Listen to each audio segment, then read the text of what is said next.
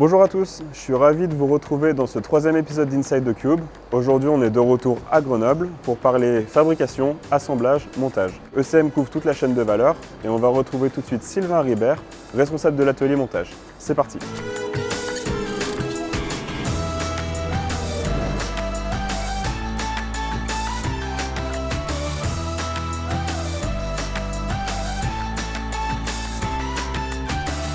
Alors comme on peut le voir ici, on reçoit les structures de la chaudronnerie et ensuite Sylvain, quelles vont être les premières étapes de la fabrication? Est-ce qu'on va passer directement en peinture?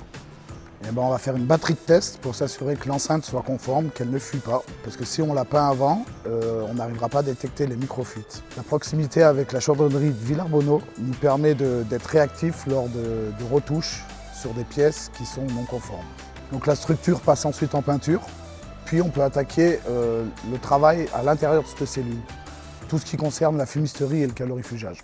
Oui, alors de ce que j'ai compris, les étapes de calorifugage et de fumisterie vont faire appel à des savoir-faire très spécifiques et en fait vont permettre d'isoler et de garantir l'homogénéité thermique à l'intérieur de nos fours.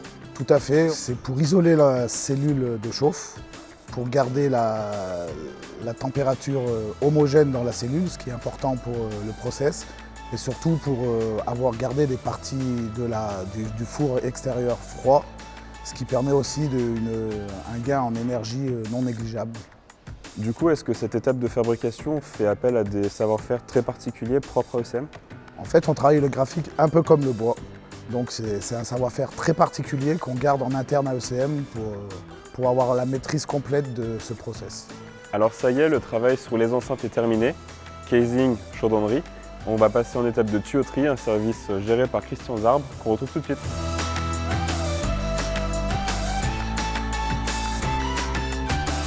Alors ici, on est en plein cœur de l'atelier de tuyauterie. Je t'avoue, Christian, que c'est un peu une découverte pour moi. Est-ce que tu peux nous présenter ton service et nous expliquer ce que vous y faites? L'atelier de tuyauterie est divisé en deux parties. Nous avons la partie qui va servir à la fabrication de la tuyauterie et nous avons la partie qui va être sur la phase de montage de nos éléments de tuyauterie sur nos machines. Cette organisation a été un vrai choix stratégique. Cela nous permet d'organiser nos plannings, d'être réactifs et d'avoir la qualité demandée par nos clients.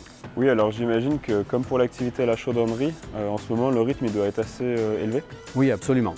Pour l'année 2022, nous allons atteindre un taux de fabrication de 50 000 pouces. Pour cela, il faut être très rigoureux dans le suivi des ordres de fabrication. Cela nous permet de tenir les plannings, la qualité que les clients nous demandent. J'en profite donc pour saluer toutes mes équipes qui font un excellent travail, tant sur le respect des délais que sur la qualité de leur réalisation. Il est donc très important pour nous d'accompagner nos collaborateurs, de les former et de les faire monter en compétences. Je suis chez ECM depuis 2015 en qualité de tuyauteur qualifié. Christian et la direction m'ont fait confiance et aujourd'hui j'essaie de donner au maximum pour que ce service soit un service de référence chez ECM. Pour continuer sur cette thématique, n'est-il pas difficile de trouver certains profils? Parce que j'imagine que ça fait appel à des compétences très particulières, ce qu'on fait chez ECM.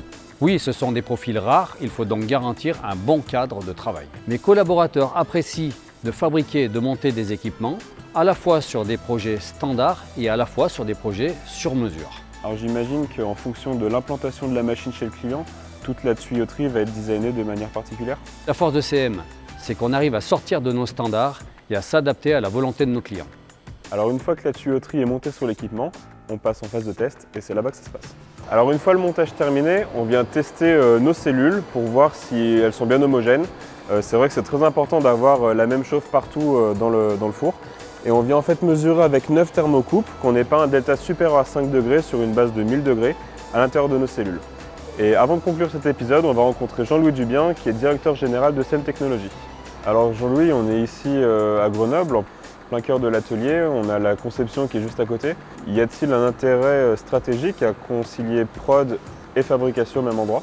L'enjeu majeur, c'est de faire travailler les équipes en collaboration, en commun, en continu, directement auprès des phases de montage, pour pouvoir améliorer la qualité de nos produits, la qualité de nos process et la qualité de nos équipements délivrés à nos clients, quoi.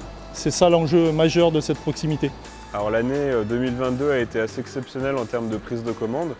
Quels sont les challenges auxquels vous devez faire face en production au quotidien? Le gros challenge, c'est d'augmenter ce volume de production, donc entre 30 et 50%, Donc les équipes sont mobilisées pour ça et c'est aussi cette proximité qui nous permet d'aller plus vite dans cette augmentation de capacité de production. Donc à nous de jouer maintenant. Et voilà, le four est terminé, il est prêt à expédier chez nos clients. Du coup, on va se retrouver dans le 4e épisode pour parler mise en route et service après-vente. En attendant, je vous invite à aimer et à réagir en commentaire si l'épisode vous a plu. À bientôt!